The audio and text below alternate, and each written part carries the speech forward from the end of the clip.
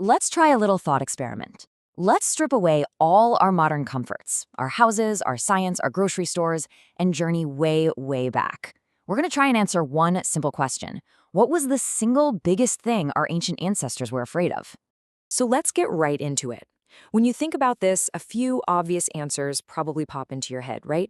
You're thinking about things like saber-toothed tigers, or starvation, or some horrible disease. And yeah, those were absolutely terrifying, no doubt about it. But what if? What if those were just symptoms of something much, much deeper? A single, more universal terror? Well, that's what we're going to dig into. All right, first up, let's tackle the most obvious contenders. I'm talking about the immediate life-or-death struggles in a world where, let's be honest, pretty much everything was trying to kill you. You know, the one thing that connects all of these is a feeling of being completely powerless. Just imagine it. The sun goes down, and you know that the predators out there now own the night. Or imagine watching your crops just wither away for no reason you can understand. A sickness just sweeps through your family, and there's nothing, absolutely nothing, you can do.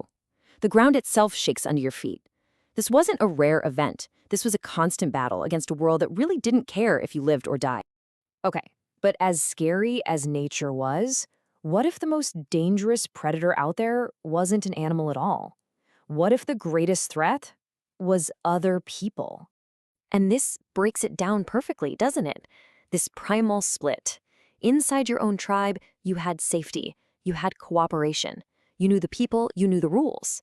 But outsiders, they were a total unknown, a terrifying one.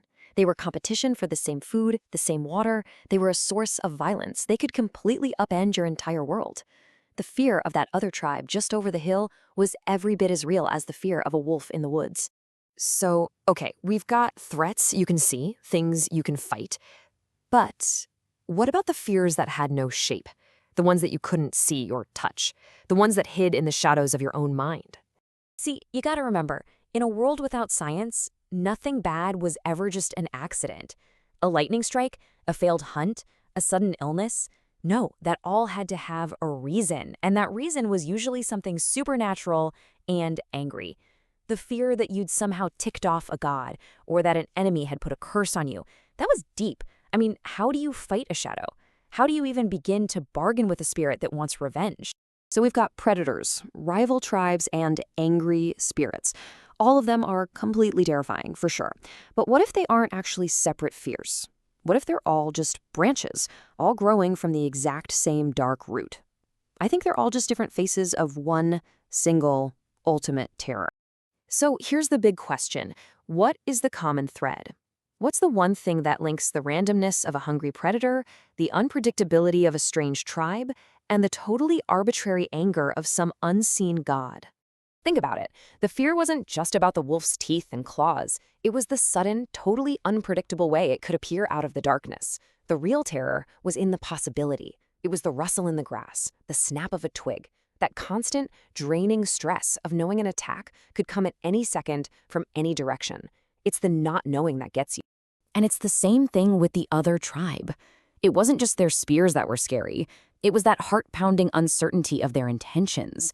You see them coming over the hill, and every second feels like an eternity. Are they here for peace or for war, to trade or to raid? That moment of not knowing where your entire life hangs on a decision they're about to make, that was the real danger. And it wasn't even the gods themselves. It was the terrifying randomness of their moods. The exact same prayer that brought you life-giving rain one month could bring a devastating flood the next. A sacrifice that seemed to work last time might suddenly bring a famine. You were living at the mercy of their cosmic whims with no clear rules. That's a constant deep state of anxiety. The one true terror, the one thing that sits behind everything else, was chaos. And what is chaos really? Well, it's the absolute loss of control. It's the randomness of fate. It's that deep, gut-wrenching fear that the universe is unpredictable and doesn't care one bit about whether you survive. It's that vast, unknowable darkness just beyond the tiny circle of your campfire, and it's filled with infinite possibilities, and most of them are bad. So you see, every monster, every enemy, every angry god, they were all just ways for the human mind to put a name and a face to that huge, overwhelming fear of randomness. It was a desperate attempt to create some kind of order in a universe that felt like it had none at all. Which, of course, brings us to today. Our campfires are now entire cities. Our spears have become spreadsheets. We've built these incredible systems of order to try and push back that darkness. But that primal fear of chaos, that terror of the unpredictable unknown, has it really gone away? Or has it just changed its name? That's something to think about.